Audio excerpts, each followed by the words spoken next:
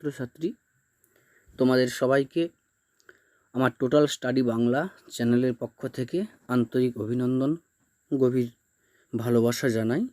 আশা করি তোমরা সবাই ভালো আছো।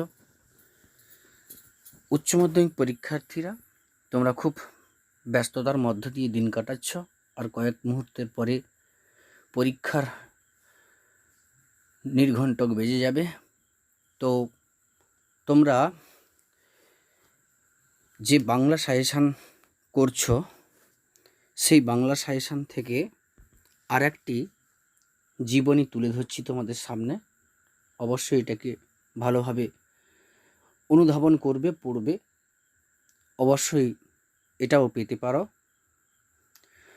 তো জীবনীটি হলো আমাদের এই দেশে, আমাদের এই বাংলাতে এক মহান পণ্ডিত, মহান সংগ্রামী এবং মহান ভাষাবিদের জন্ম হয়েছিল। তিনি হলেন সৈয়দ মুস্তফা আলী। প্রথমে আমি ভূমিকাতে প্রথম একটি বাণী দিয়ে শুরু করছি। দিন সিতু মিয়া ভরে শুনে পুণ্যবান। বাংলা গদ্য সাহিত্যের বিংশ শতাব্দীর এক উজ্জ্বল নক্ষত্র সৈয়দ মুস্তফা আলী শুধু সাহিত্যসেবী হিসেবে নয়, একজন জ্ঞান জিজ্ঞাসু পণ্ডিত ও ভাষাবিদ হিসেবেও তাঁর খ্যাতি বিস্তৃত। জন্ম পরিচয়: মুস্তফা আলী বাংলাদেশের সিলেট তথা শ্রীহট্ট জেলার করিমগঞ্জে 1904 খ্রিস্টাব্দের 13 সেপ্টেম্বর জন্মগ্রহণ করেন। পিতা সৈয়দ সিকন্দর আলী উচ্চপদস্থ সরকারি কর্মচারী ও একজন বিদগ্ধ মানুষ ছিলেন। মাতা শ্রীমতী আইতুল খাতুন ছিলেন বিদুষী মহিলা। শিক্ষা জীবন: সুনামগঞ্জের পাঠশালাতে বালক মুস্তফার শিক্ষা জীবন শুরু হয়। 1915 খ্রিস্টাব্দে তিনি ভর্তি হন মৌলভীবাজার সরকারি উচ্চ বিদ্যালয়ে। 1918 খ্রিস্টাব্দে তিনি সিলেট গভর্নমেন্ট হাই স্কুলে ষষ্ঠ শ্রেণীতে ভর্তি হন। 1921 খ্রিস্টাব্দ থেকে 1926 খ্রিস্টাব্দ পর্যন্ত তিনি শান্তিনিকেতনে পড়াশোনা করেন। মুস্তফা আলীর শান্তিনিকেতন পর্ব তার জীবনের নতুন করে পুনর্জন্মের পর্ব। বিভিন্ন প্রদেশ ও বিভিন্ন দেশ থেকে আগত নানা ভাষার পণ্ডিতবর্গের সংস্পর্শে এসে বহু ভাষার উপর দখল করেন সৈয়দ মুস্তফা আলী। ঠিক পল্লবগ্রাহী জনের মতো নয়, বাংলা ভাষা ছাড়া জার্মান, ফরাসি, ইংরেজি, সংস্কৃত, আরবি, উর্দু, হিন্দি, মারাঠি, গুজরাটি, ইতালিয়ান সব মিলিয়ে প্রায় 15টি ভাষায় তিনি অনর্গল কথা বলতে এবং লিখতে পড়তে পারতেন। তার এই বহু ভাষাবিদ সত্তার মতো বিচিত্র ছিল তাঁর পাণ্ডিত্যের বহর। রবীন্দ্রনাথের সান্নিধ্য: 1919 খ্রিস্টাব্দে মুস্তফা প্রথম রবীন্দ্রনাথকে দেখেন। গোবিন্দ নারায়ণ সিংহের আমন্ত্রণে রবীন্দ্রনাথ সিলেটে গেলে মুস্তফা তখনই রবীন্দ্রনাথকে দেখেন। রবীন্দ্রনাথ ছাত্রদের আকাঙ্ক্ষা বাড়ানোর উপায় সম্পর্কিত বক্তৃতা দিয়ে ত্রিপুরায় চলে গেলে মুস্তফা রবীন্দ্রনাথকে চিঠি লেখেন। স্বপ্নেও তিনি ভাবতে পারেননি রবীন্দ্রনাথ তার চিঠির জবাব দেবেন, কিন্তু চিঠির জবাব মুস্তফা রবীন্দ্রনাথের কাছ থেকে পান এবং এই থেকে তাঁর প্রতি মুস্তফার আশৈশব অকৃত্রিম শ্রদ্ধা ও ভক্তির মাত্রা আরও শতগুণ বেড়ে যায় এবং তা আজীবন বজায় থাকে। সঙ্গে পেয়ে যান রবীন্দ্র সান্নিধ্য। কর্মজীবন: 1934 খ্রিস্টাব্দে তিনি মিশরের কায়রোর আজহার বিশ্ববিদ্যালয়ে অধ্যয়ন করেন। কায়রোর সঙ্গে বরোদার মহারাজার দেখা হয় এবং তিনি ফিরে বরোদার কলেজের 8 বছর অধ্যাপনা করেন। 1944 খ্রিস্টাব্দে তিনি এই চাকরি থেকে ইস্তফা দেন। এরপরে তিনি বগুড়া কলেজের অধ্যাপক পদে, কলকাতা বিশ্ববিদ্যালয়ের অধ্যাপক পদে ও কেন্দ্রীয় সরকারের শিক্ষা বিভাগে উচ্চতর পদে চাকরি করেন। 1953 খ্রিস্টাব্দের 29 এপ্রিল ও এসডি হিসেবে নয়াদিল্লি বেতার কেন্দ্রে যোগ দেন। পরে 11 জুলাই একই পদে চলে আসেন কলকাতা বেতার কেন্দ্রে। 7 ডিসেম্বর স্টেশন ডিরেক্টর হিসেবে যোগ দেন কটক বেতার কেন্দ্রে। 1955 খ্রিস্টাব্দের 24 জানুয়ারি স্টেশন ডিরেক্টর হিসেবে পাটনা বেতার কেন্দ্রে যোগদান করেন। সাহিত্য চর্চা: কর্মজীবন থেকে অবসর নেওয়ার পরই শুরু হয় তাঁর সাহিত্য চর্চার জীবন। প্রথমেই 1945 খ্রিস্টাব্দে 18 জুলাই দেশ পত্রিকায় সত্যপীরের ধারাবাহিক কলমে প্রকাশ। 1948 খ্রিস্টাব্দে 13 মার্চ মুস্তফার প্রথম বই দেশ বিদেশি দেশ পত্রিকায় ধারাবাহিকভাবে প্রকাশিত হতে থাকে। এছাড়া তাঁর গ্রন্থগুলির মধ্যে উল্লেখযোগ্য হল পঞ্চতন্ত্র, যার প্রথম ও দ্বিতীয় পর্ব, চাচা কাহিনী 1955, অবিশ্বাস্য 1955, জলে ডাঙায় 1957, ধূপ ছায়া 1958, চতুরঙ্গ 1960, শবনম 1960, দ্বন্দ্ব মধুর 1965, হিটলার 1970, কত না অশ্রুজল 1971 প্রভৃতি। সাহিত্যের তালিকা। অসংখ্য সাহিত্যের তালিকা বা অসংখ্য সাহিত্য তিনি উপহার দিয়েছেন বাংলা সাহিত্যকে, যার কারণে তার সাহিত্যগুলিকে কয়েকটি পর্যায়ে ভাগ করা যায়। যেমন রম্য রচনা, সেই রম্য রচনার অন্তর্গত পঞ্চতন্ত্র 1952, ময়ূরকণ্ঠী 1957, গল্পমালা রাজা উজির, ধূপচ্ছায়া, বেঁচে থাক, সর্দি কাশি, পুনশ্চ, কর্নেল, রাক্ষসী, বিধবা বিবাহ, মা জননী প্রভৃতি। উপন্যাস অবিশ্বাস্য 1954, শবনম 1960, শহর ইয়ার 1969, ভ্রমণ কাহিনী দেশে বিদেশে 1949, জলে ডাঙায় 1960, ছোট গল্প চাচা কাহিনী 1952, টুনি ম্যাম 1964, পঞ্চতন্ত্র 1952, ময়ূরকণ্ঠিক 1957। সাহিত্য প্রতিভা। বাংলা সাহিত্যে এক স্বতন্ত্র রচনার প্রবর্তক সৈয়দ মুস্তফা আলী। মার্জিত, বুদ্ধিদীপ্ত অথচ সরস বাগ্বৈদগ্ধ্যপূর্ণ রচনারীতি তাঁর লেখনীর বৈশিষ্ট্য।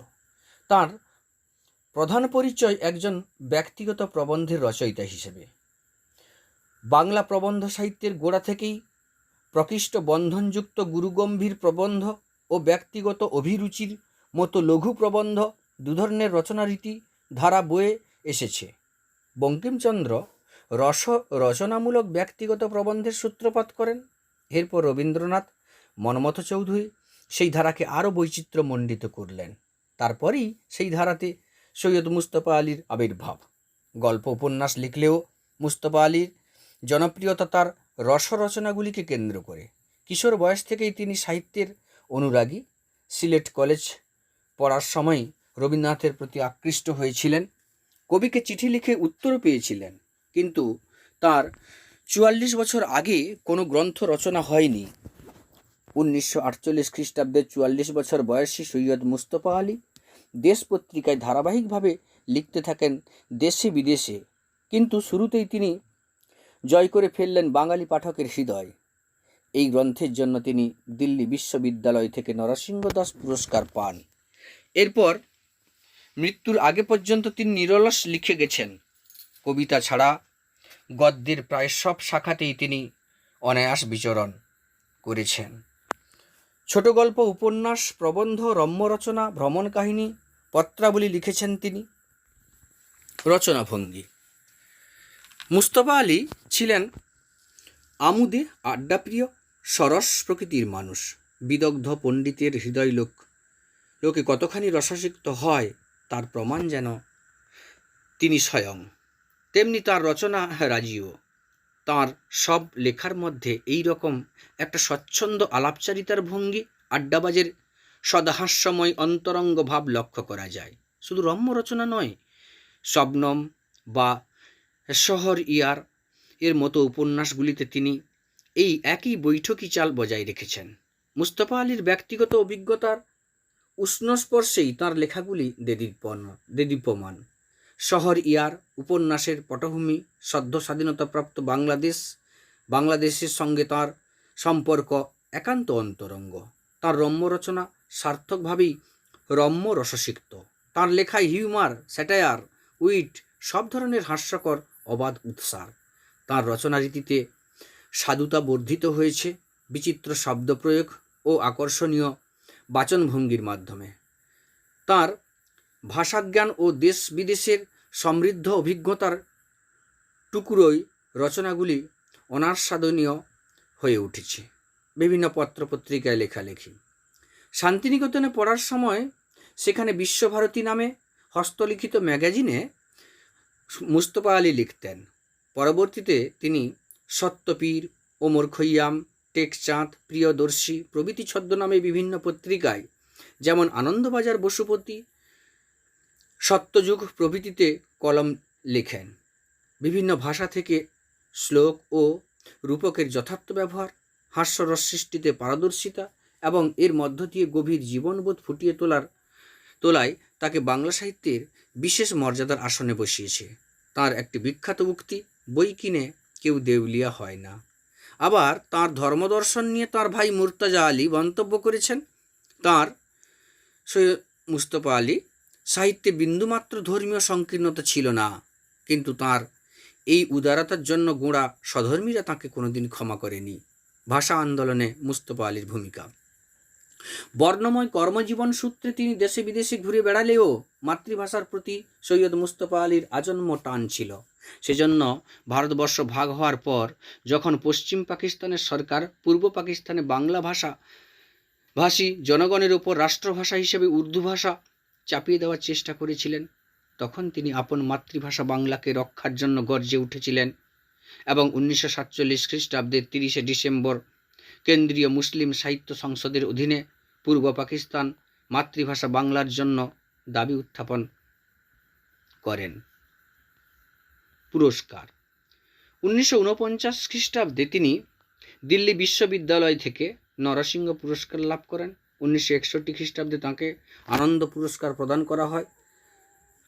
সাহিত্য ক্ষেত্রে তিনি বিশেষ অবদান রাখার জন্য বাংলাদেশের সরকার 2005 খ্রিস্টাব্দে তাঁকে মরণোত্তর 21 পদকে ভূষিত করেছেন। উপসংহার। এই খ্যাতনামা লেখক 1974 সালের 11 ফেব্রুয়ারি আল্লাহর ডাকে পরপারে চলে যান। তিনি আর কোনোদিন ফিরে আসবেন না।